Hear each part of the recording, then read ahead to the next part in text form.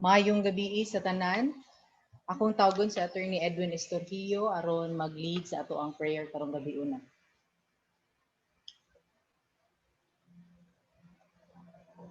Atong ibutang ang atong kaugalingon sa presensya sa Ginoo. Sa ngalan sa Amahan, sa Anak, sa Espiritu Santo.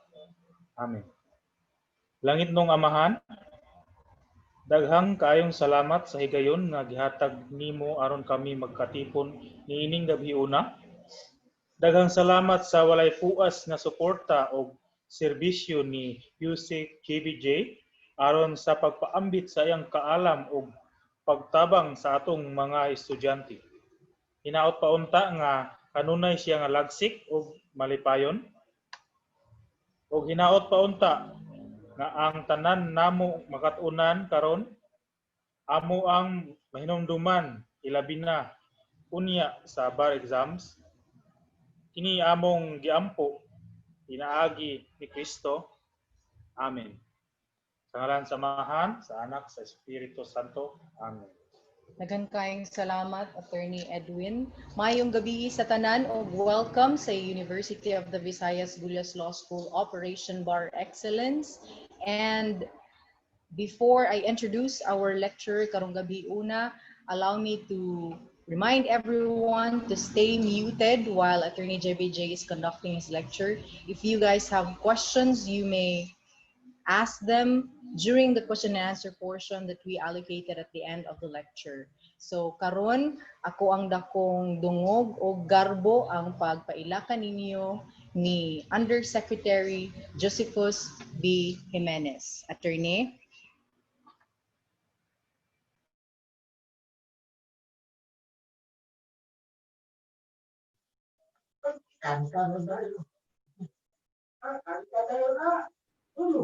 Attorney.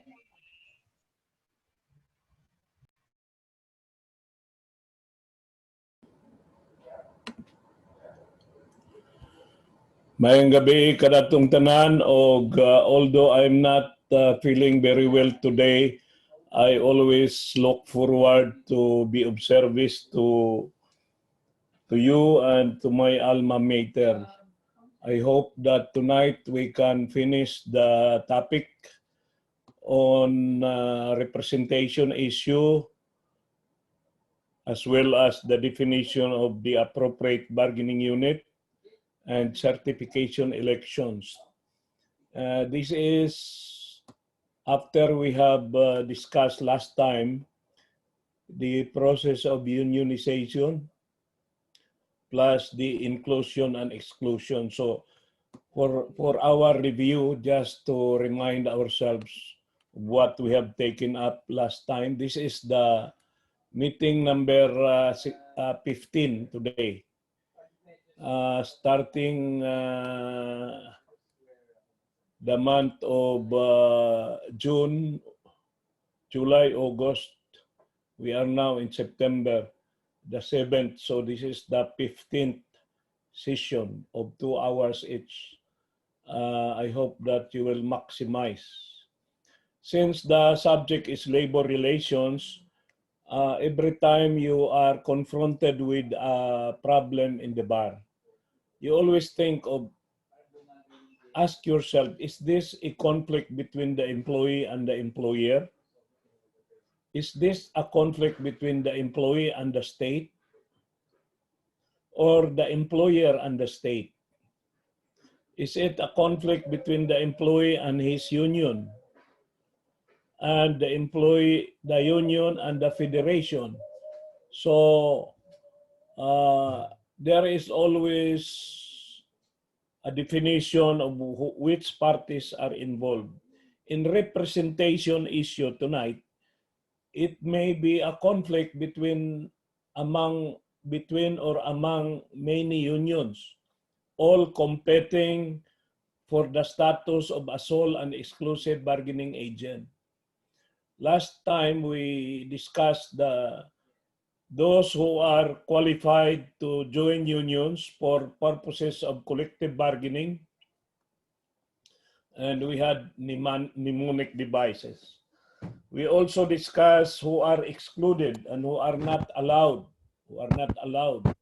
to join union for collective bargaining. Although they may be allowed as workers, not necessarily as employees, not for collective bargaining, but for mutual aid and protection. So even those who, workers with no definite employers, self-employed people, they can also form labor organizations, but only for the purpose of mutual aid and protection. So we will start with a question of how is a bargaining unit defined? Because many students are not aware that in a company there can be more than one bargaining unit. Immediately there will be two. The bargaining unit of the rank and file and the bargaining unit of the supervisors. So even if you have few employees, we cannot mix the supervisors and the employees. They have different, not just different unions, but different bargaining units. Because in one bargaining unit, there can be 5 unions because only 20% of the bargaining unit can form a union. So the first criteria is, are the employees bound together by mutuality of interest? When I worked for San Miguel for 12 years, from 1986 to 1997 to 1998, San Miguel had multiple bargaining units. Just imagine here in Mandaue, that was only one company before. There is a packaging group that are manufacturing glasses. There is a beer group. There are Magnolia Poultry. They are also San Miguel. So because of lack of mutuality of interest, the poultry people cannot join the beer people, although they belong to the same company. Only one juridical personality is their employer. But because they do not have mutuality of interest, they have different wage structures, different wage levels, not just different locations, but different lines of business. So they cannot be together in one appropriate bargaining unit, yung ABU, appropriate bargaining unit. And so if assuming they are one bargaining unit, all those who are in beer, we have a union for rank and file, and the supervisors can form their own bargaining unit. So it is possible that there are 10 unions in beer alone, because there will be 5 unions for the bargaining unit of the rank and file, and 5 unions in the bargaining unit of the supervisor. So you do not be confused about it. So you always look at this. The executives and the managers plus the confidential employees are excluded. The supervisors are not excluded, they are only separated. And the rest are rank and file. So it's possible there are 4 unions, A, B, and C, and D, and the group of non-unionized people, especially if by religious affiliation, they are not allowed to join union. So although they are not union members, they are members of the bargaining unit. Do not confuse the two, because the concept of a bargaining unit is different from a concept of a union. If you are an employee, you do not have to give your consent to be a part of the bargaining unit. But to be part of the union, normally you join the union voluntarily. Good afternoon, Dr. Velasco. Welcome again. I'm happy that you keep your interest even if UB is not unionized, but who knows in the future, no? We cannot really tell, and you will be the only expert together with HR, no? Good afternoon, attorney. Yeah. So, you have heard of the term intra-union and inter-union. So, minsan mako-confuse kayo dyan. So, para hindi kayo ma-confuse, just remember the intramurals. The intramurals of UB, taga-UB lang yan. Pag interscholastic na, lalaban na tayo sa San Jose, San Carlos. So, pag intra-union, it is a dispute within one union. For instance, they are quarreling about money, union fund. They want to impeach the treasurer. That's an intra-union dispute.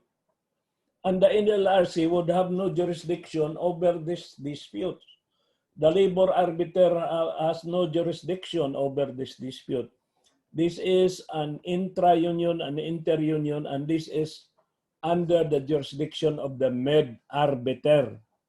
The med-arbiter is mediator-arbiter, and this is a lower position compared to the labor arbiter because the labor arbiter is a presidential appointee equal to the rank of an RTC judge. A med-arbiter is just appointed by the Secretary of Labor with lower job grade. But he has also an adjudicatory power to decide on intra-union and inter-union dispute. So pag inter-union, lalo na, halimbawa, Union A versus Union B, they are fighting for supremacy within the same abo, within the same bargaining unit, Union A versus Union A versus Union B versus Union C versus Union D.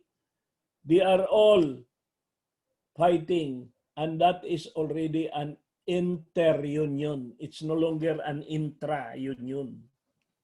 Because if it is an intra-union, it is confined to one union. They want to impeach the president. They want to expel a member for union disloyalty. That is an intra-union dispute. No? So, cancellation of registration of a union is an intra-union dispute. Election of officer is an intra-union dispute. If there is a protest, no, or audit of financial accounts, isipin lang ninyo na dalawa lang ang paglalabanan sa union, pera at power. Yun ang palagi kong sinasabi, dalawang P, may pangatlong P. Hindi ko lang masasabi, pero ang masasabi ko lang pag-ibig.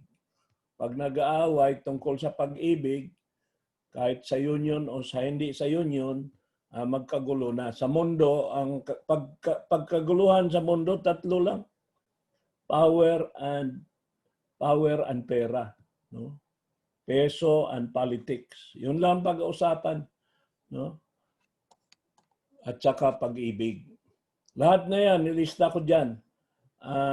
Yung mga nilista ko dyan, those are within the jurisdiction of the med-arbiter. No. Now, what is this? This is the result of the amendment to the Labor Code introduced by one Bisayanian by the name of Ernesto Boy Herrera.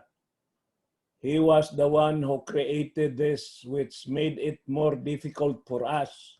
Bakit? Kasi dati sa Labor Code, from 1974 to 1989, 74 to 89 is about 15 years. Simple lang, 3 years lang lahat. 3 years yung economic, 3 years yung representation. So madalas ang eleksyon noon, madalas every 3 years. Election ng bargaining agent. hindi election ng officer ng union. Ang election of bargaining agent is called certification election, which is an inter-union dispute. Kasi ang election of officer is intra-union dispute. So yung mga nakita ninyong red, yun ang freedom period, 60 days. Last 60 days, every 5 years, is the freedom period. And that is the only time where you can question the status of the bargaining agent, which is the SEBA, sole and exclusive bargaining agent. Outside that period, an election, a petition is not entertained because of the contract bar rule. There is a bar against election when there is an existing contract. The contract is the CBA.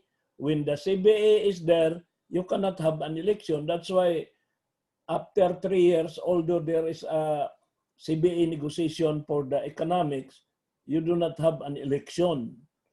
Only you have to wait on the 5th year, no, to have a chance to either re-elect the incumbent or change him or change the incumbent with a new bargaining agent. Well, if you remember this case of Bank of PI, which involved the merger of Far East Bank and Bank of PI, there were 2 unions here. The Union of Far East Bank and the Union of Bank of PI. According to the law on merger and consolidation, when 2 companies merge, only one will remain. And so the Far East Bank lost its existence. Only the Bank of PI remained. So what happens to the employees of Far East Bank? According to the Supreme Court, in bank, no, they should be absorbed by the surviving company, which is BPI. Now, since BPI had a union, and all employees are duty-bound to join the union because of the union shop provision in the CBA, the Supreme Court said that all the employees of Far East Bank, they have lost their employer, they have lost their union, they are now new employees, they have to join the union of Bank of PI, which is Associated Labor Union. And failure on their part to do so within a deadline set by the CBA would mean that the ALO as bargaining agent or as SEBA has the right to demand on management to terminate the services of those who refuse to become member of the bargaining agent. And that is upheld by the Supreme Court. And if they say that we have the right to not to join, because according to them, the right to join includes the right not to join. The Supreme Court said that right not to join is subordinate to the right to join, because unionism is a national policy. The state promotes unionism, and therefore failure to join is a ground for termination, except only if they invoke religious reason.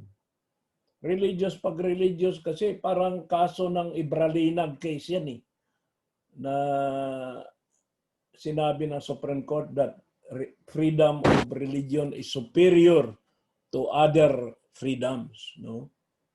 So the superior freedom, pag religion ang sinabi, hindi na sila matatamaan, hindi sila matatanggal sa trabaho because religion ang in-invoke eh. Parang kuan yan eh.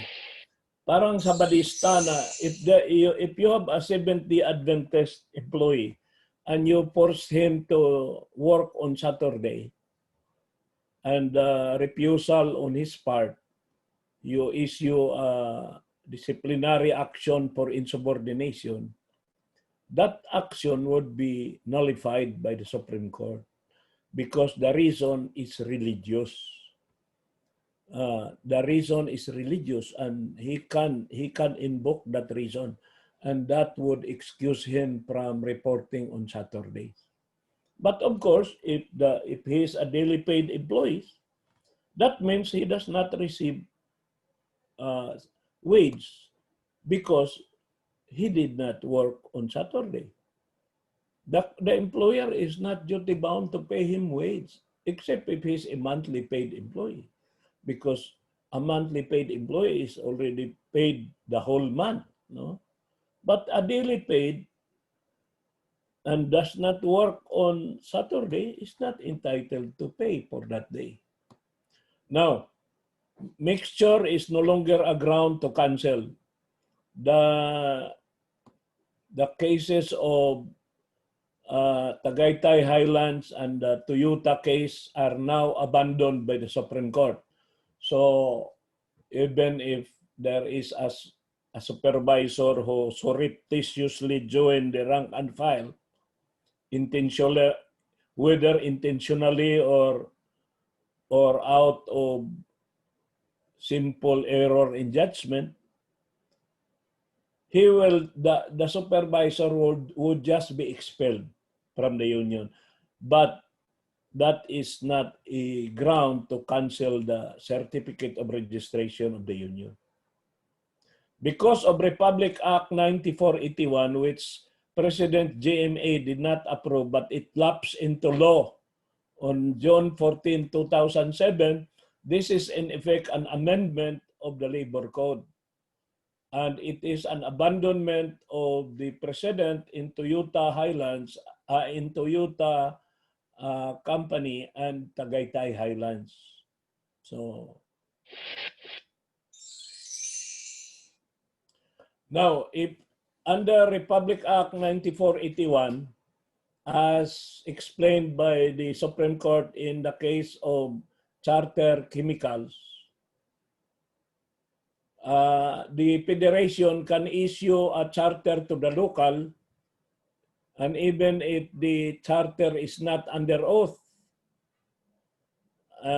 as long as the local union secretary or treasurer signed it and attested by the local union president, that is enough for that local to acquire a juridical personality for a limited purpose, which is for the filing of a certificate of registration.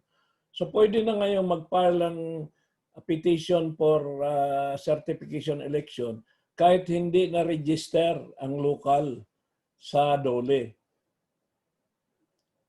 Yung charter na ibinigay ng federasyon is equivalent to registration.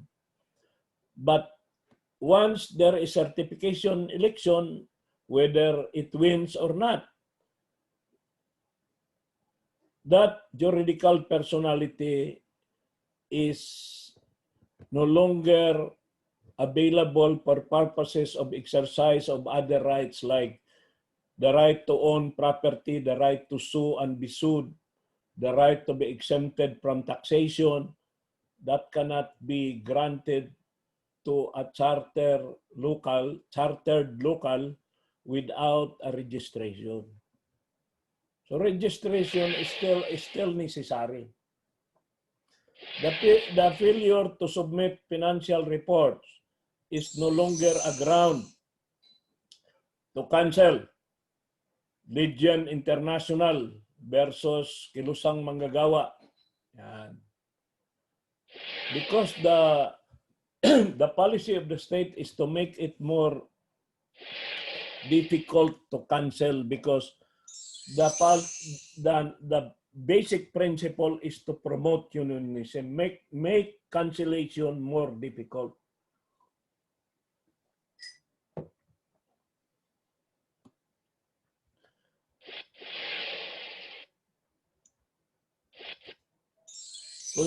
Constitutional policy to afford full protection to labor takes precedence over police power to regulate union activities. So this is one case where full protection to labor is higher in hierarchy than police power. So yung mga power of the Secretary of Labor to audit union funds, no, and to regulate union activities should be should not be higher than the mandate of the Constitution to afford full protection through labor. So yung mga dole officials should go slowly when there is a petition to cancel. They should not run roughshod or be reckless in just canceling left and right, because that would go against the basic policy, which is to promote unionism. Hasty cancellation negates protection to labor and neglect social justice. So here, napagsabihan ng Supreme Court ang mga taga-dole. Kayong mga taga-dole, huwag kayong masyadong nagmamadali na mag-cancel. You have to exercise extraordinary diligence. Dahil pag ginawa ninyo yan, kinalaban ninyo yung the very objective of Article 218, Declaration of Policy, which is to promote free collective bargaining. How can there be bargaining if there are no more unions? Because you have canceled them. Ang trend nga is to liberalize unionism. Tapos ang gagawin naman nyo, cancel kayo ng cancel. You are against the flow of the current of legislation that is addressed to the DOLE and the Bureau of Labor Relations. Because cancellation is like the death sentence.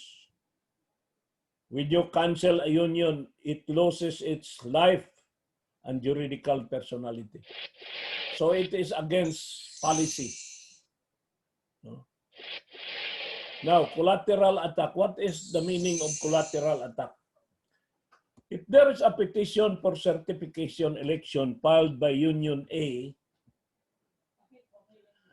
and the company is summoned to attend the hearing before the mid-arbiter in the regional office, the management or any other party cannot file a pleading asking for the dismissal of the petition for certification election because they are going to file a cancellation against the petitioner union. Cancellation, if I am the union, you want to cancel me, you file another case of cancellation. Do not ride here in this case of petition for certification election. Yung lahat na gustong makancel ang isang union who happens to be the petitioner in a certification election cannot ambush, cannot collaterally attack by filing a motion to dismiss the petition for certification election on the ground that the petitioner union should be cancelled. The cancellation should go in another proceeding. This is independent, no? And even if there is already a decision to cancel, if that decision is not final and executory because it is being appealed, then election should continue. And if the petitioner wins in the certification election, then he should be certified and collective bargaining should follow. Yung mga style ng ibang management para lang ma-defeated yung pag-uunion, papailan ng cancellation. Kaya nga ginawa ng amendment ang labor code eh. Even if there is a pending petition for cancellation, the petition for certification election should proceed because there is no prejudicial question. The council for the management cannot say, Your Honor, we have to suspend this proceeding of certification election because there is a sword of Damocles hanging on the head of the union. For all we know, this union, which is asking for an election, will lose its juridical personality. Then the hearing officer, the mid-arbiter, should say, I don't care. We will proceed unless we are restrained or there is an injunction against us. We will continue to hold certification election because it is the policy of the Labor Code to expedite petitions for certification election so that there will be a bargaining agent and bargaining agreement can be negotiated thereafter. Yan. This is a case which I have researched very recently, dated February 4, 2019. Take note ha, last year lang ito, na ang isang empleyado nagtayo ng union, labanan yung incumbent union, pero hindi niya hinintay yung freedom period. That is wrong because in the first place, that attempt is not going to be entertained. And that action on the part of this employee by the name of Venerando Nuya was considered under the Constitution and bylaws of the union as union disloyalty. Can you imagine you are a member of the bargaining agent union and you are organizing another union asking for the signature of employees to fight and contest the right of the incumbent to represent the employees in the bargaining unit. That is out of tune. That is out of order. And not only that, Venerando Nuya was expelled by the union, and after expulsion, the union asked for his termination. And here, management terminated his services. And that was questioned. The Supreme Court upheld the validity of the action on the, to terminate Nuya because the validity of union shop is well recognized in this jurisdiction. It is a settled issue that when you are expelled from your union and there is a maintenance of membership shop, part of the union shop, which means you are compelled to remain as a member of the union in good standing during the lifetime of the contract, except only during the freedom period. That is the only time you can resign, that you are already released from your obligation. But if not, you will stand to face the consequences, as what happened here. Also in this case of United Polyresins, it is the considered view, no, that the company is liable for, kasi ang kasalanan naman dito, pag ikaw management ka, tapos nagdemand ang union na tanggalin yung tao, be sure that the person should be given due process. It should not be automatic. Hindi yung magmamadali kang tanggalin kasi diniman ng union. Unang-una, dalawa ang due process dito eh. Due process sa union, nung bago ka in-expel, binigyan ka pa ng opportunity ng union to explain?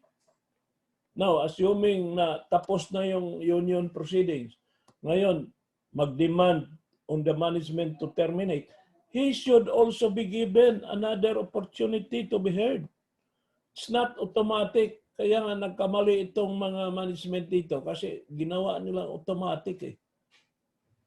By the way, 7 na lang ang kulang, maging 1,000 na ang subscriber ko. So ang pakiusap ko sa inyo, please make it 1,000 tonight. 7 lang kailangan eh. Just type the word USEC JBJ and you like, you comment. Ang makuha nyo dyan, you have free access to all the videos. Itong mga lecture ko dito sa UV at sa iba ko pang lecture, sa dami-dami, more than 20 videos na, you can access kasi parang pag kayo napagod na, ayaw nyo magbasa, makinig na lang kayo sa YouTube. Makinig kayo sa mga lecture ko habang kayo nagpauraray sa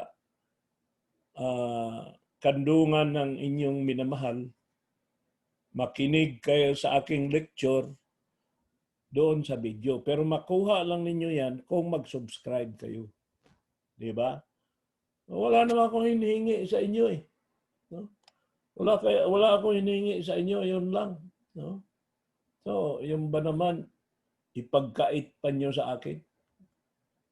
Okay. Nandito tayo ngayon sa 4, 5, and 6. To form a union, you need a constitution and bylaws. You elect your officer. You prepare the minutes. And then, number 5, you register it so that the union becomes LLO, legitimate labor organization. Now, how do we become a SEBA, sole and exclusive bargaining agent? We have to file a petition for certification election, or we can be granted voluntary recognition by management. Kasi kung ikaw ba naman management, 100 ang empleyado mo, puro rank and file, binila mo rank and file 100. Out of 100, 92 yung nakapirma na mag-join sila sa union.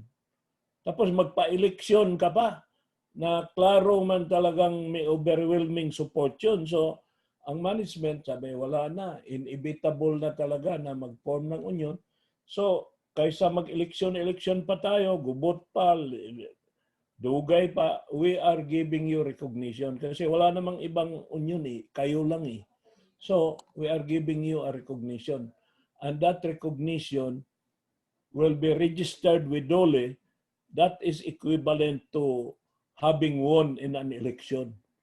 And the next will be going to number 7, which is collective bargaining.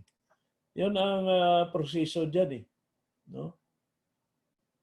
So, pag halimbawa walang recognition, so we are now facing a representation issue. If you are asked this question by the bar examiner, you have a general question. What is a representation issue? Yung mga hindi nag-aral ng labor relation, hindi nila maintindihan what is a representation issue. It is a decision or a question addressed to a group of employees, whether rank and file or supervisory. And decision can be divided into 2 questions. Number 1 question, do you want to be represented by a union for purposes of collective bargaining? That's the first question kasi kung ang answer mo doon, no, we don't want a union, di tapos na. The people do not want representation. Talo na yung petitioner na union. Pero pag ang answer niyan sa first question ay yes, then the second question is, which union do you want to represent? Kung isa lang ang petitioner, wala nang ibang choice. Pero pag marami, Union A, Union B, Union C, checkan mo yung gusto mo. And this question can be resolved by any of the methods provided by law. And the employer should not participate in the resolution of this issue. So kayong mga employer, tulad ni Dr. Velasco, lalapitan kayo ng mga rank and file, ma'am. Doktor, saan kami bubuto? Sinong ibubuto namin? Well, dapat ang sagot dyan, that is your own decision. Management will not interfere because we have the bystander rule. Ano yung bystander rule? We are just a bystander and we are non-partisan. No? Hindi nga, ma'am. Sino ba talagang gusto ng management? Meron talagang gusto ng management eh. Ayaw lang namin sabihin, pero kung pilitin nyo kami, ang gusto namin sana yung Union A kasi ayaw namin KMU, ayaw namin yung mga magugulo. Pero wish lang namin yan. That is not unfair labor practice. Hindi yan nangangampanya. Nag-express lang siya ng desire. Parang kuan yan eh. Parang government employee. Government employee ka, halimbawa, career ka, civil service eligible, hindi ka political appointee. Tapos nagtrabaho ka sa Capitol. Tanong ka, sino ang gusto mo? Si Gwen o si Junjun? Sabi, hindi ka dapat magiging partisan kasi government employee ka eh. Pero tinanong ka eh. Sabi niya, ako, Junjun talaga ako kasi taga Argaw ako eh. Kaila ko, buutan ka yung bata. No? That is not campaigning. You are just expressing your own view or wish. No? So you cannot be charged of electioneering by doing that. That is in political law. No? Election code yan eh. Pero dito sa labor law, when management expresses its own choice but does not exercise moral ascendancy or actively campaign or compel an employee or threaten, pag hindi kayo bumoto nito si Union 8, tatagalin ko kayo, mga linti kayo. Ganon. Hindi pwede yan. That is already unfair labor practice. How is representation issue properly resolved? Merong 5 paraan. Ito certification election is the most common. And there is a definition there. Secret ballot. No? And one of the choices is always no union. Kahit isa lang petitioner, Union A versus no union. And that cannot be decided viva voce. It should be decided through secret ballot. No? Consent election, iba yung certification election kasi ordered by DOLE yun eh.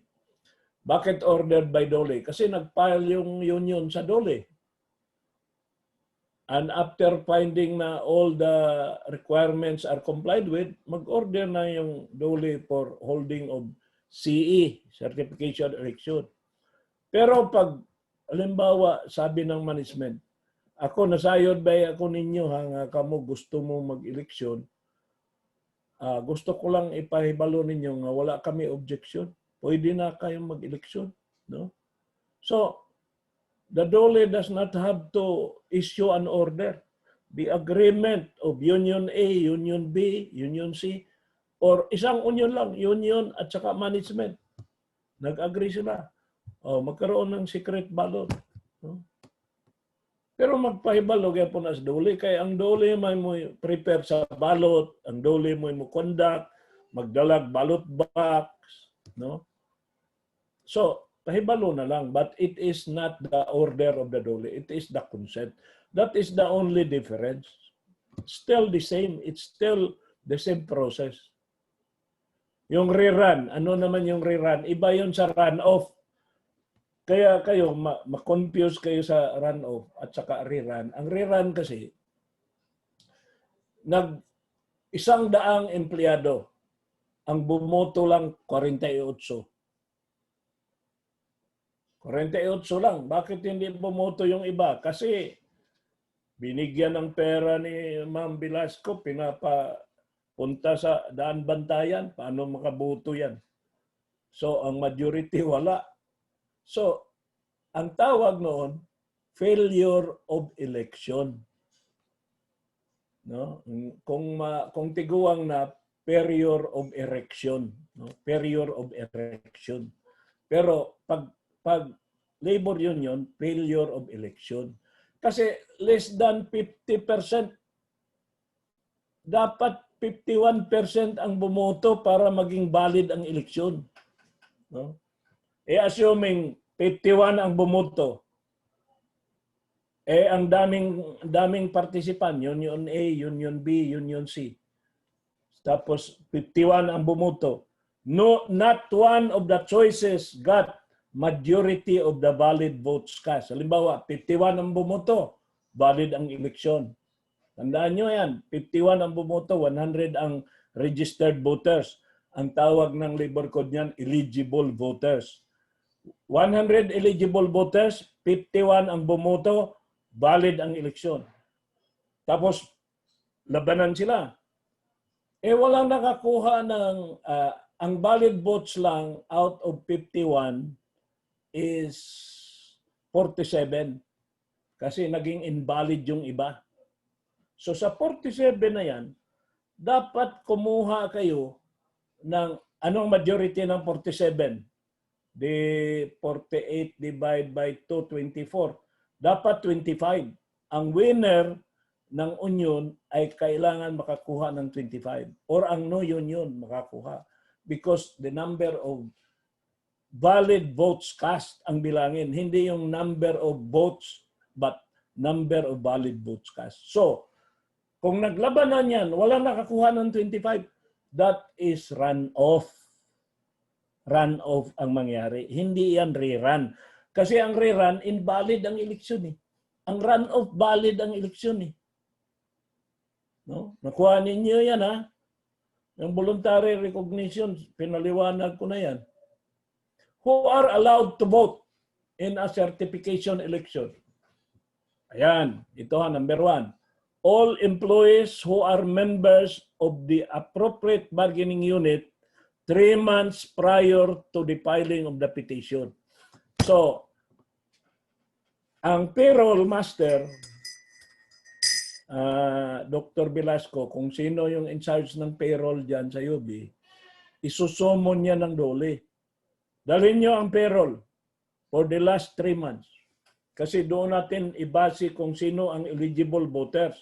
Kasi yung na-hired ng kahapon o na-hired nung isang araw, hindi yan makaboto kasi ang amendment sa Department Order number 40 03 number 15 na ngayon, 4003, no? Ang original 4003 amended by DO 40-15. In other words, yung ginawa ni Secretary ng Labor noong 2003, inamen noong 2015. Ano ba yung DO? That is the Department Order implementing the Labor Code.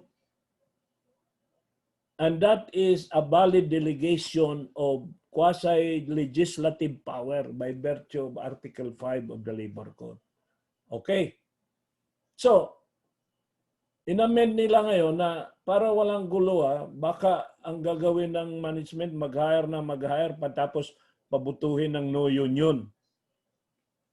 Kailangan lang 3 months backward lang ang bubuto. Pangalawa, kung tinanggal ka ng iyong company last month, pero nasa payroll ka 3 months ago, tinanggal ka last month, nag-file ka ng kaso illegal dismissal, pending ang kaso, you are still allowed to vote.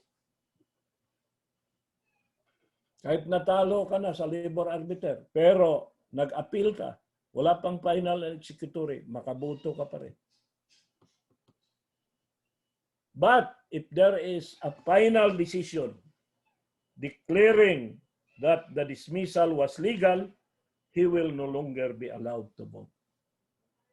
Now, ngayon, maglaban-laban ngayon doon.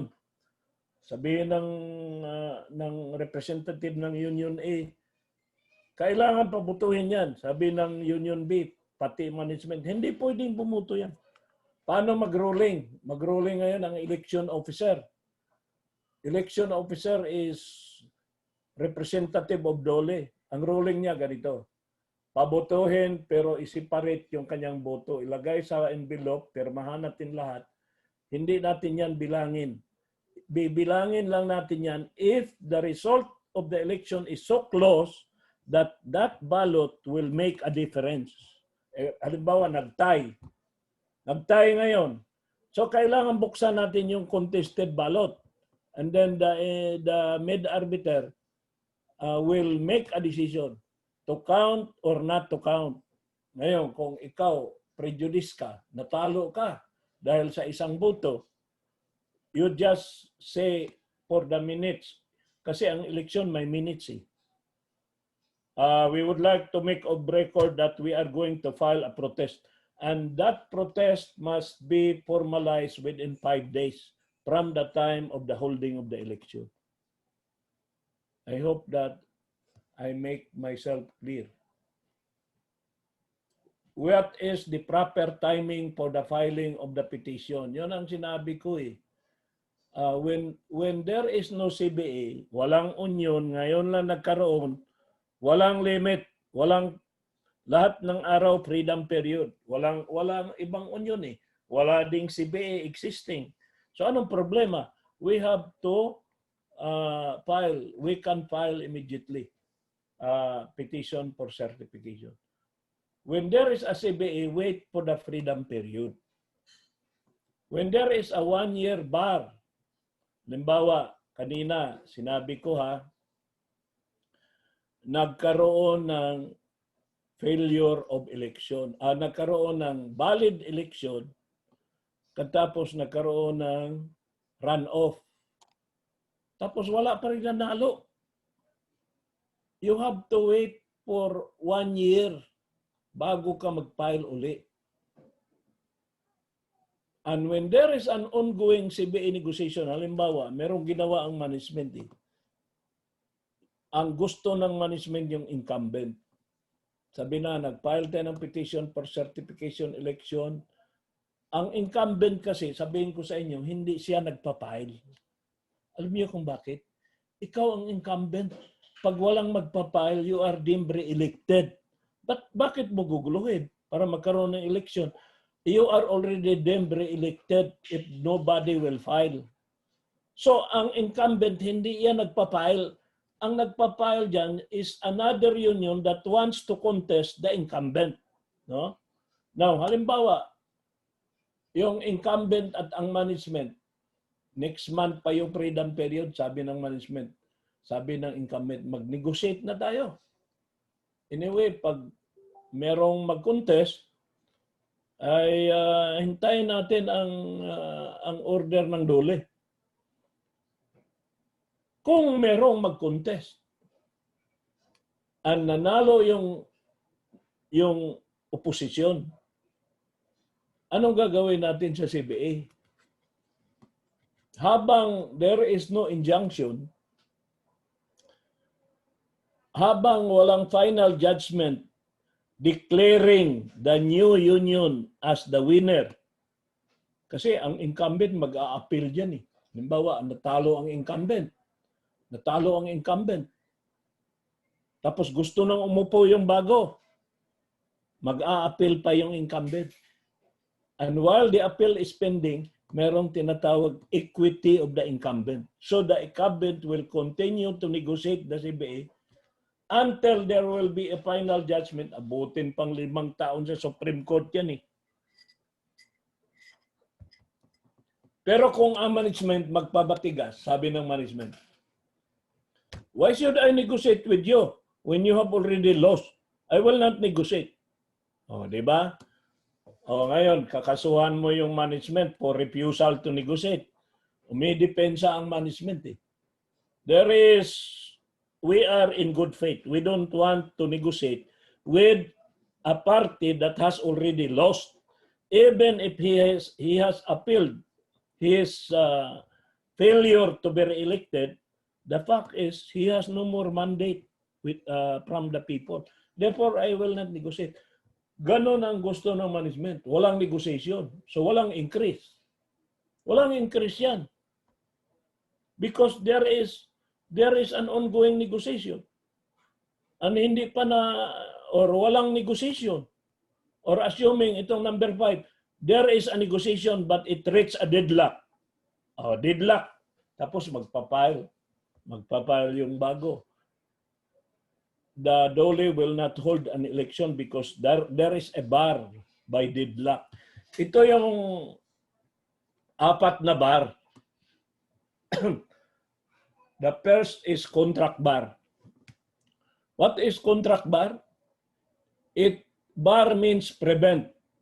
In other words, the contract will prevent the holding of an election because there is an existing contract. You wait for the freedom period because during the freedom period, there is no more bar. Pangalawa, yung deadlock bar. There was a negotiation. We cannot hold a certification election because there is a deadlock. Yung 1 year post with the SEBA has entered into a valid certification election, and there is an appeal. You cannot hold a certification election within 1 year from the last. Validly kasi pag rerun lang, you do not have to wait. You don't have to wait for 1 year if it is a rerun. 6 months lang ang kailangan nun bago magkaroon ng election, yung rerun. What are the problems here? Number 1 problem, the bystander rule. What is meant by that? You, management, you should not campaign. You should not use your management prerogative, transferring, promoting, discipline, in order to coerce or to persuade the employee to vote no union or for one union, whatever. You should be a bystander and you have no active participation.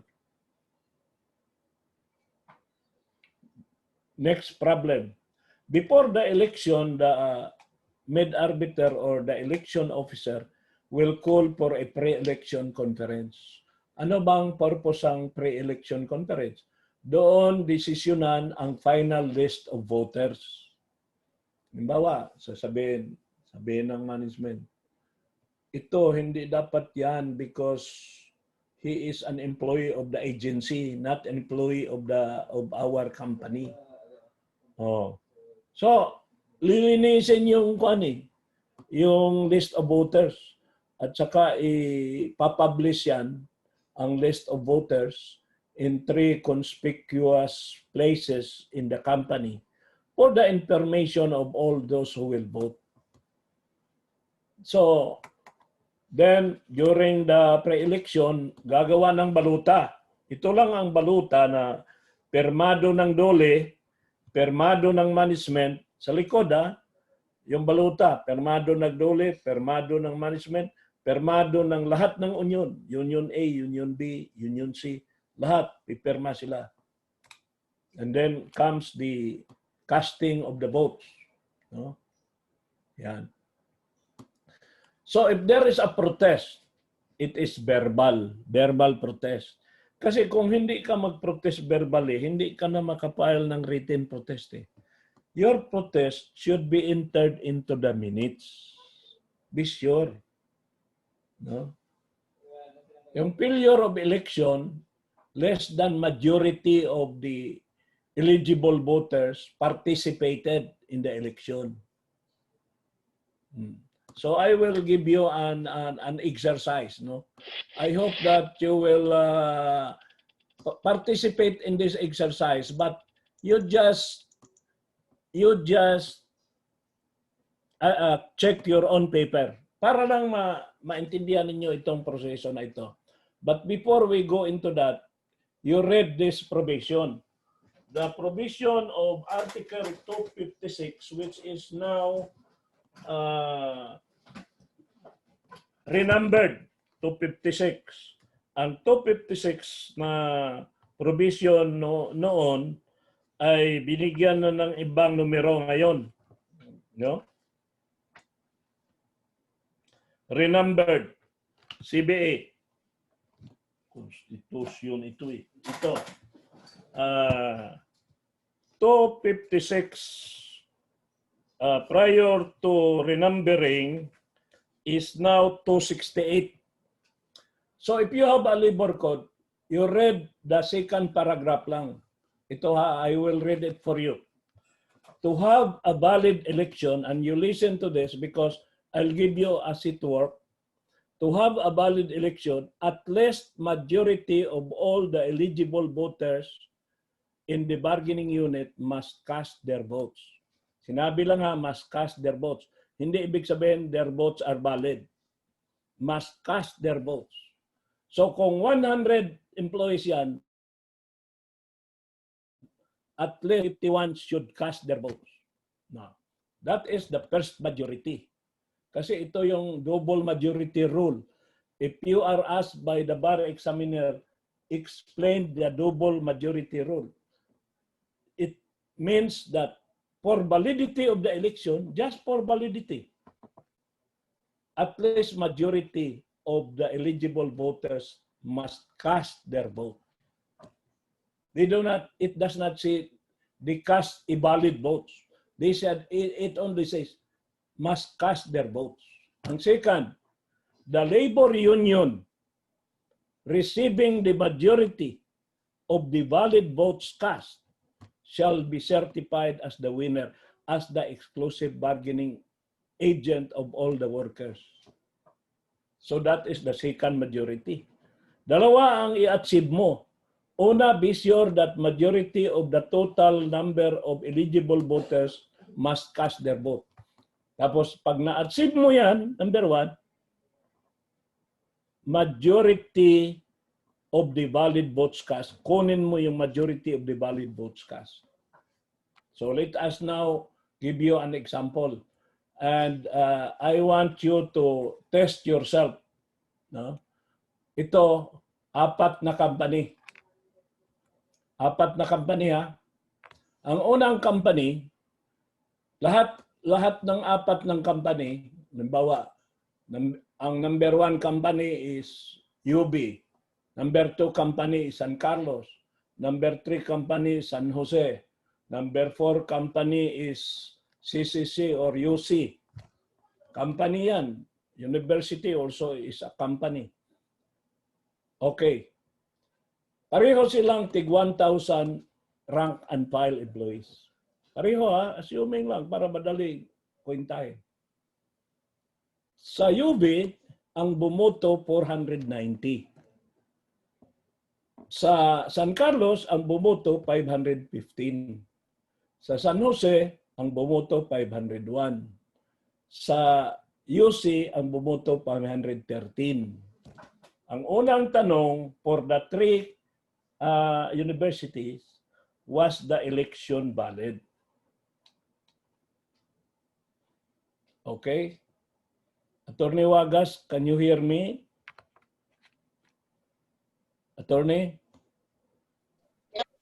Yes, attorney. Sino nga yung isang attorney kanina nagdasal? Si Attorney Edwin Studio. Oo, si Attorney Edwin. Mayang gabi, Attorney Edwin. Ang gabi sa attorney. Ikaw mo check sa papel nila ha. Ito ang unang tanong ha. Pangalawang tanong. Who won? Which union won? A, B, C, D, or no union? In UB, in San Carlos, in San Jose, or at saka in UC. Now, ang pangatlong tanong. Kasi ang unang tanong was the election valid. Pangalawang tanong, which choice won? Which choice, not union. Kasi ang no union is also a choice. No? So, no union might win. No? So, which choice won?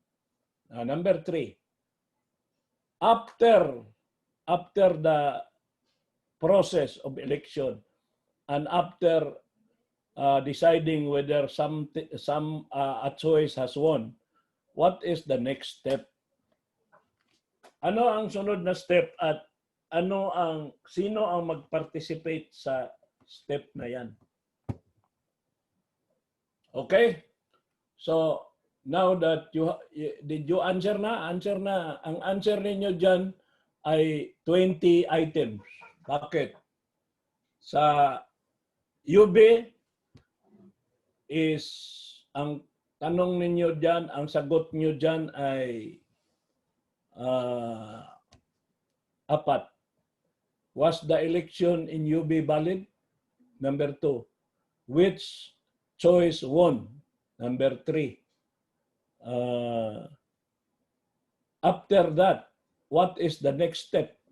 And number 4. Who will participate in that next step?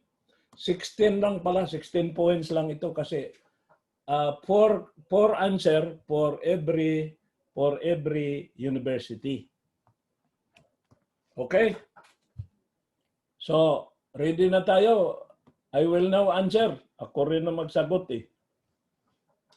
Tawagin ko kayo ito si Attorney Wagas saka si Attorney Edwin. Siya pasagutin ko.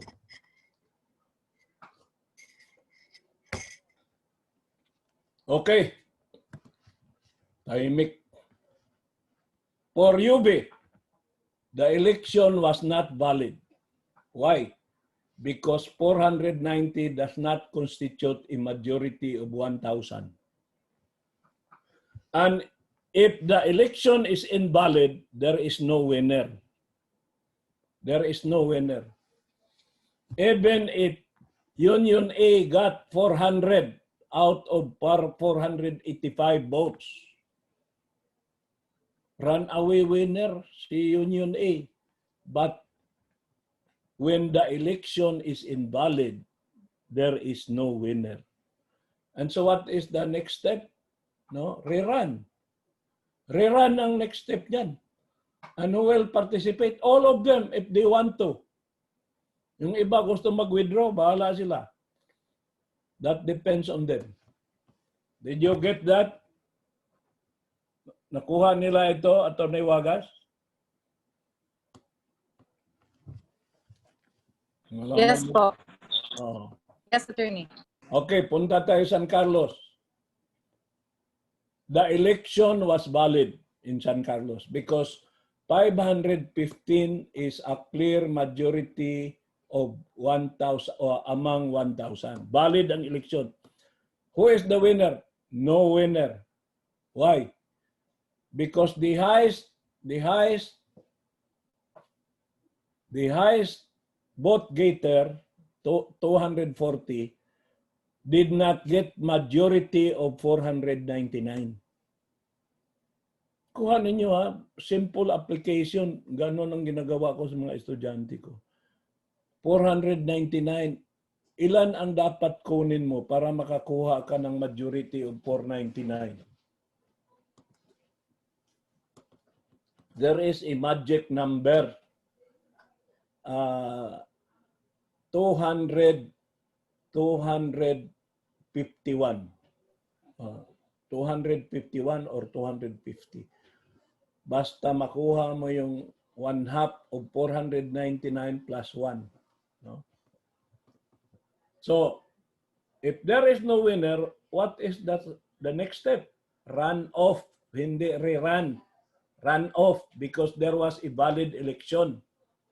Run off. Sino mag-participate? Only the highest two. The two unions with the highest vote. Anong sagot nyo? Union A at saka no union? No. Only Union A and Union B. Because the no union cannot participate in the runoff. Ganon din sa San Jose at saka UC, ganon din ang story dyan. Pareho lang yan. Valid ang UC, valid ang San Jose, walang winner. Ang laging maglalaban dyan ay Union A and Union B. Because the no union is not allowed to participate in a runoff. Okay, so I hope that I have explained that fully, and let us explain this case of Reyes versus Trajano. No? Itong kaso ni Reyes versus Trajano, kwanto leading case ito Although this is an old case. Ito ay isang company, itong Reyes versus Trajano, isang company na pag-aari ni Mr. Lucio Tan. Ito yung camp figure sa Montalban, Rizal. Tapos, ang kinuha ng company ay majority mga iglesia ni Cristo.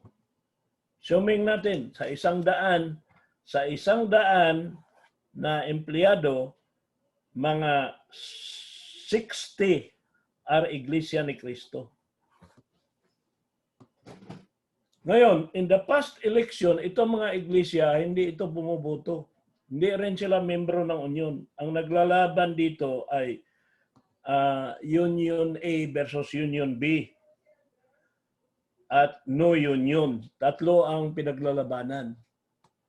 Siyempre, ang no union, yun ang favorite ng management. Kaya sila kumuha ng mga iglesia.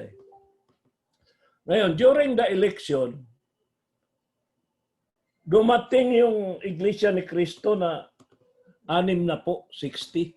They wanted to vote. And yung dalawang union objected, we will not allow the voting of 60 Iglesia ni Cristo members because, number one, they are not union members. Number two, they have never voted in the past election. And number three, if we will allow them to vote, they will vote for no union. Therefore, hindi kami mamanalos, 40 lang kami, hati-hati pa. Sila 60, solid sila How did the election officer rule? Election officer naniwala doon sa union, sabi, wag nating pabutuhin yan. Ang gulo lang yan. Alam nyo, nakarating yan sa Supreme Court, led by Alex Reyes. Kinwestiyon yung desisyon ni Secretary Crescenciano Trajano. Did Crescenciano Trajano as Secretary of Labor in affirming the decision of the Med-Arbiter, did he not commit a grave abuse of discretion by disenfranchising the members of the Iglesia? On the first issue, they are not members of any union. Sagot ng Supreme Court, you don't have to be a member of the union as long as you are member of the bargaining unit. Yan, tingnan nyo yan. Kung halimbawa, majority ang no union, mga iglesia, they are not members of any union, but they are members of the bargaining unit. Therefore, they must be allowed to vote. Because whatever is the outcome of this election will also affect them. No? Para bang part sila ng barangay natin, although hindi sila nakikialam sa ating mga activity, but they are registered resident. No? So ba't hindi natin pabutuhin yan? So sabi ng Supreme Court, mali kayo sa first issue nyo. Pangalawa, they have never voted in the past election. Sabi ng Supreme Court, meron bang batas na nagsasabi pag hindi ka bumoto in the past, you cannot vote now? If they waived the right to vote before, does not mean they are waiving it now. So, you allow them to vote. Ang pangatlo, if we will allow them to vote, they will vote for no union. Therefore, our right to self-organization will be rendered nugatory. So what? Sabi ng Supreme Court, the right to vote for a union includes the right to vote for no union, because voting for no union is also an exercise of the right to self-organization.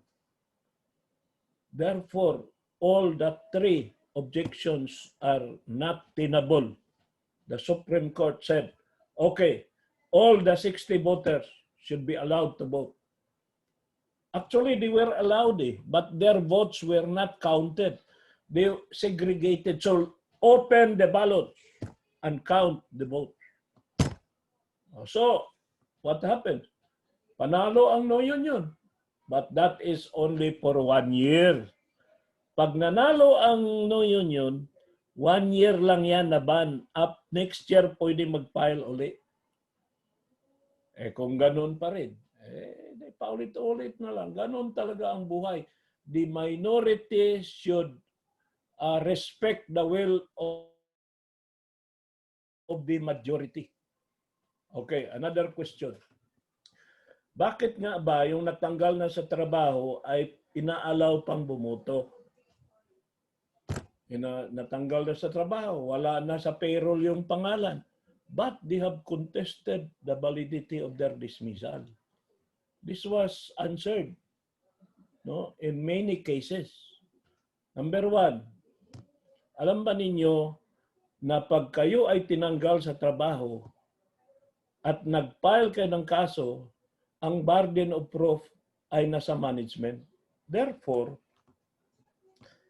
kung pending pa ang kaso at hindi pa napatunayan ng management by final judgment na dapat kayong tanggalin, na tama yung desisyon sa pagtanggal sa inyo, then in the eyes of the law, the vinculum of relationship still exists. Pareho lang yan sa nag-file ka ng petition to annul your marriage. While the case is pending, you are still married. So it is an act of adultery or concubinage to be involved with another individual, male or female. Because ito, tinanggal na nga yan sa trabaho pero wala pang final judgment na valid yung kanyang dismissal. And pangalawa, protection to labor ito. This provision is really to protect labor. Kasi kung hindi ito lalagyan ng ganitong provision, all that management will do is to terminate all the union members and to hire new employees. So hindi madidefeated yung right to self-organization. Remember that it is the basic policy of the state and fundamental principle to promote unionism as an instrument for national development. Hindi ma-defeat yan sa mga dismiss. Kasi ang gagawin lang dismiss Are new employees who were hired pending appeal eligible to vote? Yes. Bagong empleyado Halimbawa, nag-file ng petition for certification election January. Ginrant ng DOLE. Nag-appeal ang management. Umabot na ng October. Wala pang eleksyon. Ng month ng August, March, nag-hire ng bagong empleyado. So, those new employees are allowed to exercise the right of self-organization. Even when they were hired while the case was pending appeal.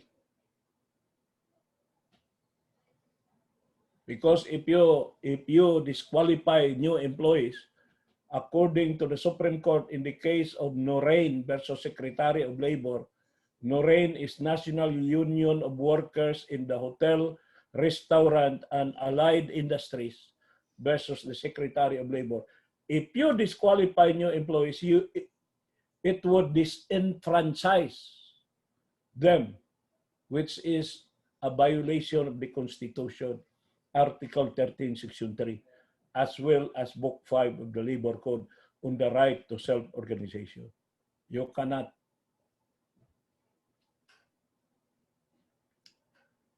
Yan. Dito tayo sa sa protest. Pag kayo nag-protest or nag-challenge, halimbawa, yung isang botante gustong bumoto, challenge ng management. Although you have a bystander rule, you can challenge or allowed to challenge. That's why management is allowed to be present during the certification election. Because you will even sign the ballot. And then merong bumoto na hindi mo kilala, taga saan ba ito? Ano bang lugar ito? Ba't bumoboto ito? O nag-object ka, I challenge the vote. Ilagay mo yung guns. Yan, nakita ninyo yung mnemonic device ko, guns. What is your ground for the challenge? My ground is that there is no employer-employee relationship between this person and the company.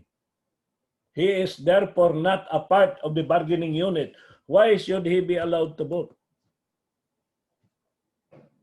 Union or employer challenging the... So you put your name if you are the one challenging. If it is a union also challenging, the name will be challenger. The challenger should be put there. And then also the name of the voter that is being signed. And then signed, pagka kayo nag-challenge, no? Yung kanyang vote, pabotohin pa rin, pero ang boto niya, ilagay mo doon sa envelope, lagyan mo ng guns, signed by the election officer and all the representative of Union A, Union B, Union C, Union D, and the company representative. Ito yung sinabi kong double majority rule. To have a valid election, at least majority of the eligible voters must vote.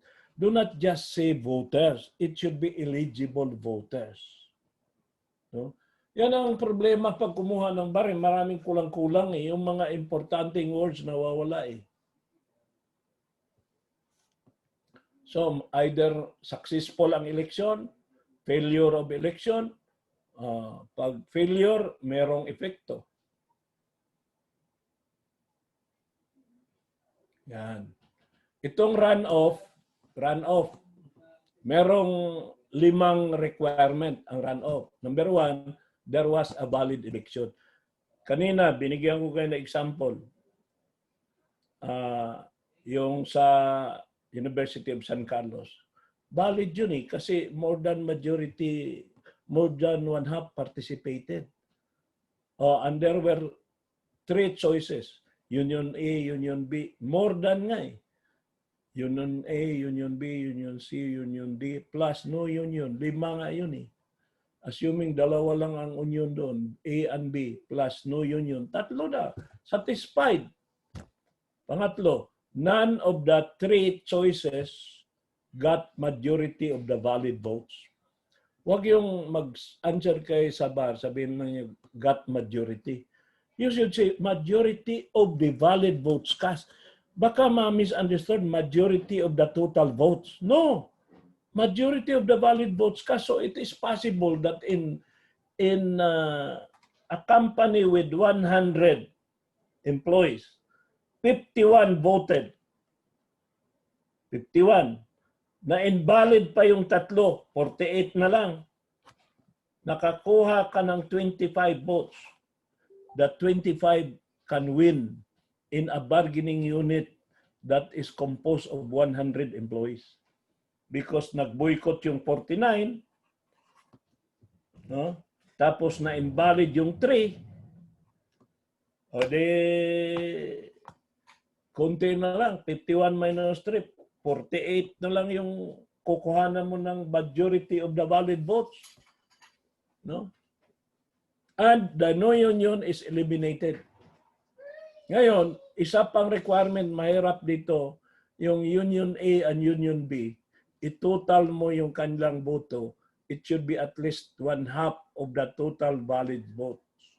Total votes, not valid votes. Kasi ang votes, 51. Kailangan pag i-add mo yung Union A and Union B, must be at least, no,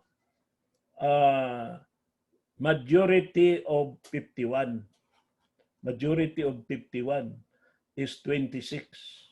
Kailangan i-add mo yung ang Union A, nakakuha na ng 25 eh, kaya winner na siya. Pero pag 24 lang siya, tapos yung isa 24 din, tapos bumoto ng no union yung rest, wala nakakuha ng majority. Pero pag i-add mo yung dalawang union, 24 and 24, sobra na yon sa 48. that is more than one half of the 51. 51 ba yun? Tama ba yun? 24 plus 24, 48. That is more than one half of 51. Even probationary employees should be included. No? Yan. Pag tinanong ko, what is the double majority rule? This is the answer. Double majority rule. So you have to satisfy two majority. The first majority is for validity of the election. At least majority of the eligible voters must vote. The second majority is majority of the valid vote cast. So that the one that gets it, whether it is a union or no union, will be declared as the winner. And there will be no more runoff. There is no more rerun if there is a winner, because the winner takes it all and the loser bites the dust. Okay. Ito ngayon, makapangyarihan yung mid-arbiter. Kasi pag kinwestiyon ng management, there is no employer-employee relationship between that person and the company, because that person is an employee of the agency. Pag sinabi ng mid-arbiter, based on evidence, we can declare the agency as labor-only contracting. Therefore, in the eyes of the law, the real employer is the principal. Or he can make that ruling. And that mid-arbiter, his decision is appealed directly to the Secretary of Labor, not to the regional director. Although yung mid-arbiter is under the regional director, siya ang pumipirma ng desisyon niya. At ang desisyon niya hindi na dadaan sa regional director, diretso yan sa Secretary of Labor. Yan ang story ko sa inyo kanina. Yang si Alex Reyes. Kita mo, 141 yung mga iglesia, 141, tapos yung isang union, 95, yung isa 1 lang nakuha. Spoiled vote pa, invalid yung isa. Ang bumoto, no union, may isa. So, iyang 141, hindi nila pinaboto. Ang binilang lang nila yung 95. So, dineclare nilang winner yung Ulalya. But that was nullified by the Supreme Court. Because the Supreme Court said that if we count the 141, no union will come out. And therefore, there was a valid election and no union won. You have to wait for another 1 year.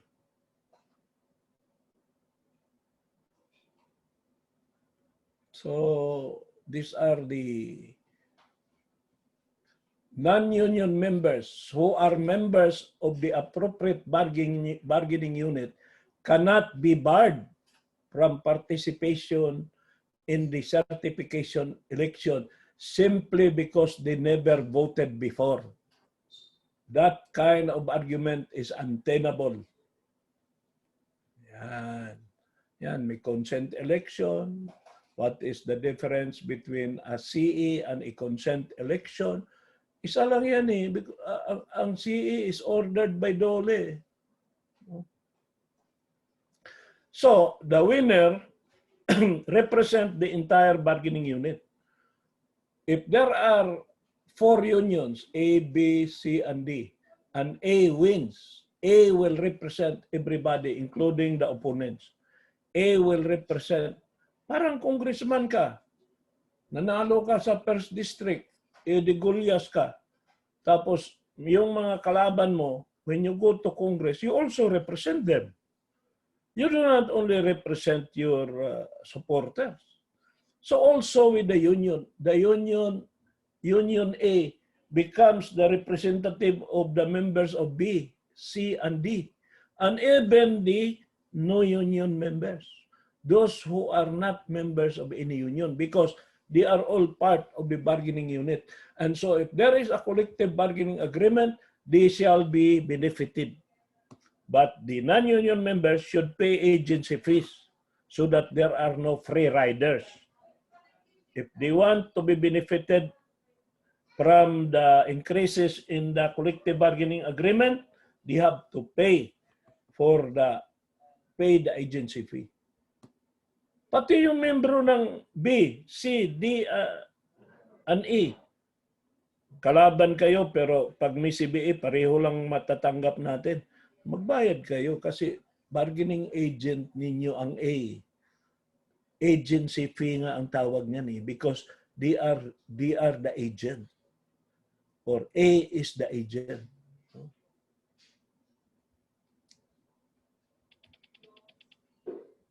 Ayan, kanina na-discuss ko na. This case is very important. I want you to read this case. Holy Child School, because this is decided by the Supreme Court in Bank. This is involving an academic institution, where there was a question. There was a petition for CE filed by the union. The management filed its comments, and management said that they should not be allowed because supervisors and rank and file are all mixing up with each other.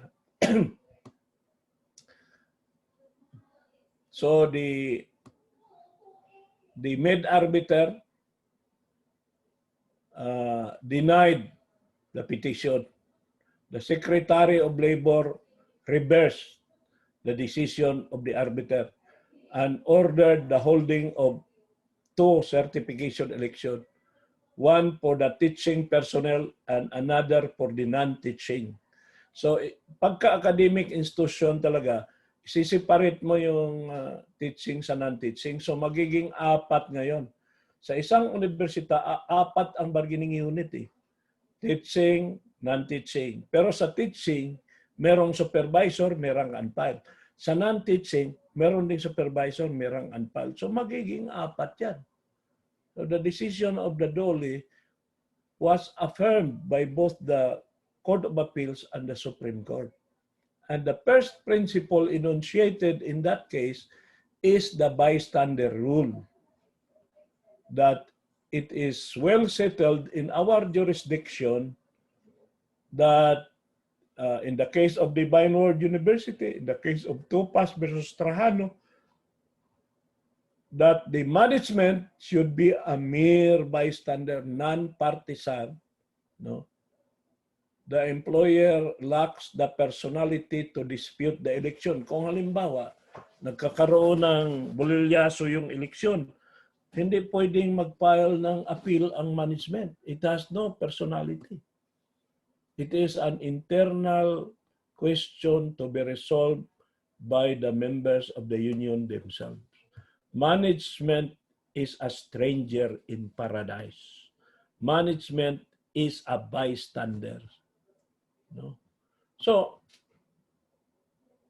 ang management, darating lang yan, pipirma ng balot.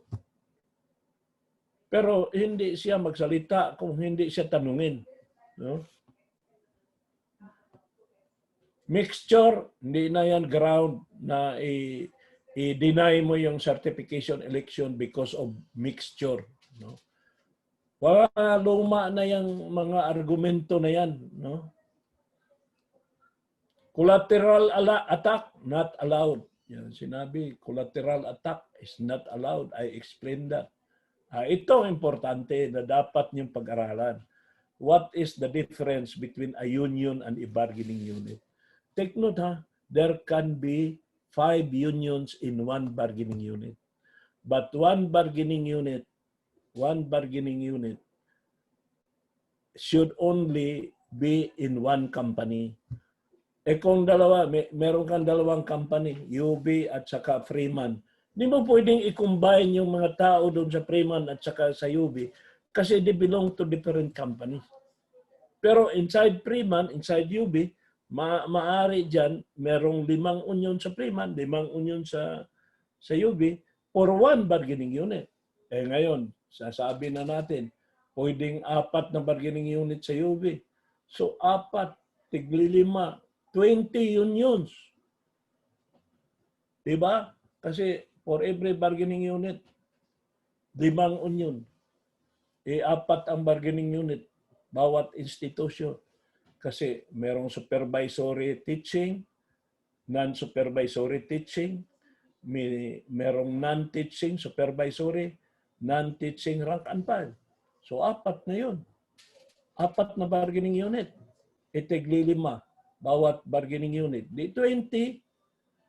Kaya dapat malalaman nyo talaga yung technical difference. Yan, definition of a bargaining unit. Ang sumulat nito yung Chief Justice ngayon eh. Kapitbahay ko dito sa BF si Dado Peralta. He's a very good man and he's a very good lecturer. We were together in the University of Santo Tomas as professor. And his wife is also a justice of the Court of Appeal. Kaya Chief Justice sa Supreme Court. Pero sa bahay, iba ang Chief Justice. Ganun lang yun. So how do you determine the appropriate bargaining unit? It is no longer the will of the party of the employees. No, number 1 is not included. Number 2 is the mutuality of interest. That is applicable. Prior bargaining history is no longer applicable. Number 4 may be added to number 2 because iba yung temporary, iba yung provisionary, ibang bargaining unit na naman yan because of lack of commonality or mutuality of interest. So, dapat ito, basahin nyo ito, no? Itong Tagaytay, itong Holy Child Catholic School.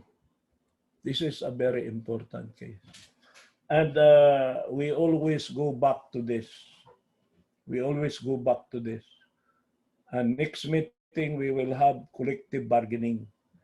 After the winner is proclaimed, the winner will be granted another document. What is that document? Certificate as a SEBA.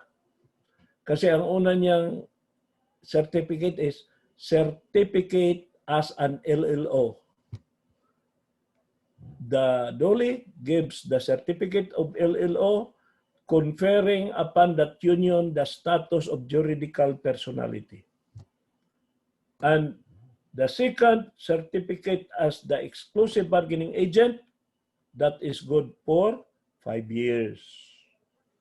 5 years. Then that status will be retained by the bargaining agent for 5 years and can be questioned only during the freedom period. So I think I have finished my coverage for the 15th session, Your Honor. And we have 10 minutes for question and answer portion. Question and answer portion.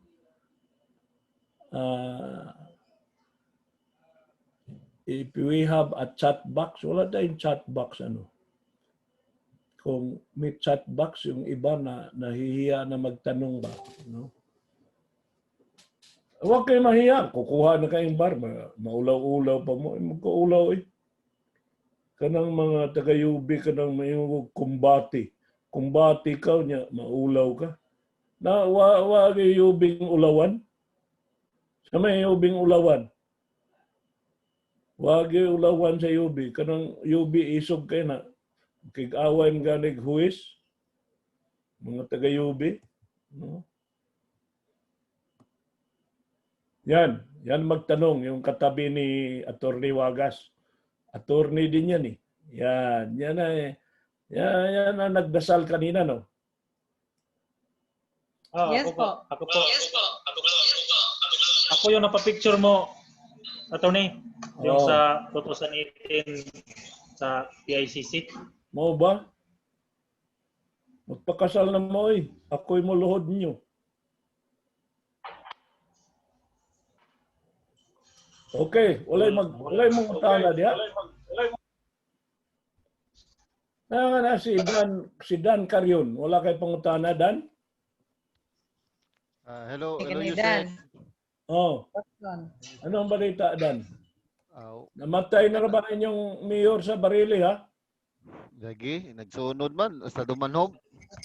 Oh, Mm. sunod-sunod. So mau lagi. What is your question, Medyo- Attorney Carrion? Siguro regarding sa union ba katubang sa kwentada ba regarding sa union ya medyo confused pa tagamay. Confused tagamay pero sige lang attorney kanang hinay-hinay mo masabot man gyud ta. Ngano ma-confuse man ka nga simple mag-ay na Mm. to have a valid election, Yes. majority of the eligible voters must Okay. cast their vote. Yes, yes. So, tanungin mo, ilan bang eligible voters dito? Yan ang una mong tanungin eh. Kasi pag binilang mo yung eligible voters, i-exclude mo yung manager, i-exclude mo yung supervisor, i-exclude mo yung confidential employee, Yes. rank and file na lang kung rank and file bargaining unit ito. So nakuha mo na ng number dyan. Tapos i-divide mo by 2 plus 1, yan ang majority. So Okay. tanungin mo sarili mo, did the majority vote? Pag answer mo yes, then the election is valid. Okay. Ngayon, pangalawang majority. Ang maiwan na lang yung total votes cast minus invalid votes, yung spoiled. Yung spoiled votes, yung mga invalid ba nga walay gisulat, walay gichikan, ga-drawing lang, ana ba mura ba siyang na-confuse kinsay butaran niya? So i-exclude mo yon. Kung tatlo yung 51 ang bumoto, tatlo yung spoiled, 48 na lang yung valid votes. So ang next question, kung sino may yung makakuha ng majority of 48, yun ang mananalo. Madali lang yun. Alam mo kasi mga abogado, mahina talaga sa math eh. Di man na kinahanglan nga gamitan ni mo calculator. No? Sino pa magtanong? Ito si Nanit. Bakit nagtatago yan? Hindi nagpakita ng mukha. Thank you, Sec. Si Nanit at saka itong si Kwan. Magbuksan ninyo yung Kwan ninyo, yung inyong video para mag-picture taking tayo mamaya. Buti pa si Ma'am Crispy. Parang priskong-prisko.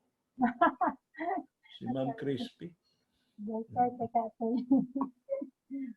Yeah. Si Nanit, nagtago pa rin. Sino ba itong Nanit na ito? Ito si Miss Erlinda Perales. Kuhan ko ito eh. Friend ko ito sa Facebook eh. Mag-unmute ka. Kanang good evening, kanang USEC. Follow-up question lang nako sa kang Sir Carrion ba kay ang understanding nako sa kani bitong katong given na problem kato example sa UV ang valid nga ang eligible na ni vote is 1,000 nya ang necast niya 490. Ang San Carlos 1,000 nya ang necast niya 515. Nya sa San Jose 1,000 ang nicast vote niya 501 nya sa UC 1,413. Ang akong understanding ani USEC ang sa upat nga ni butar ang dunay majority eligible nga voter nga may cast gud siya katong San Carlos kay 515 man so okay siya. Mo yung understanding, correct me if wrong, akong understanding nga ang San Jose pod is 501. So Ang akong sabot doon na sila exclusive bargaining agent kay kuan man sila nakasud man sila sa majority. Oh, Ang sa na-satisfy lang to ang first yung for purposes of validity na-satisfy. Pero yung second majority, yung winner, hindi nila na-satisfy kasi yung total number of votes cast, i-minus mo pa yung invalid votes. I-minus mo yung invalid votes, ha? Oh, kasi merong invalid votes eh. Tapos pag nakuha mo na yung total valid votes, doon mo kukunin ang majority. Nandito si Doktora Mapula, meron pala tayong doktora dito ngayon eh. Oh, yan, magaling magkuhan yan. Magaling yung magkwenta yung mga doktora kasi kinikwenta yung mga kuhan dyan, mga muscle, mga gastrocnemius, mga tibia, fibula. Tingnan mo yan ha. Mayang gabi, attorney. Mayang gabi, doktora. Itong kuhan ha, itong tinanong ni Miss Perales. Yang sa San Carlos, 515, i-minus mo yung 16 invalid votes. So 499 na lang ang valid votes. So kailangan makakuha ka ng majority of 499. Ay wala nakakuha eh. Meron bang nakakuha dyan, Miss Perales? Yan sa 499, wala nakakuha. Kulang yung 240. Oh, yung dito naman sa San Jose, meron ding 31 invalid, so 470 ang valid. So, paano ka ang 235 kulang ng usa? Kulang ng usa yan, dapat 236 para ma-majority ka eh. Oh, majority ba yung 235 sa 470? Wala talaga nakakuha dyan. Naniwala na lang kayo sa akin para madali tayo makauli. Sino pa ibang magtanong? Kasi ang sabi ni Ms. Perales, basta majority ang may boto, meron ng bargaining agent. No. Valid lang ang election pero walang winner. No. Sa number 1 nga, sa UB nga, invalid ang election. So walang winner kahit overwhelming yung lamang ng Union A. Overwhelming. 400. Hindi pa rin siya winner.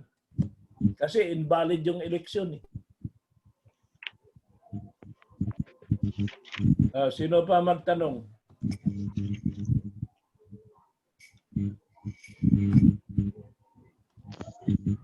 Ako, examiner, yan ang itanong ko. Matitest talaga yung comprehension. Basahin lang ninyo yung provision ng batas at i-apply ninyo. Dali lang yan. Sige, mag-picture taking na muna tayo.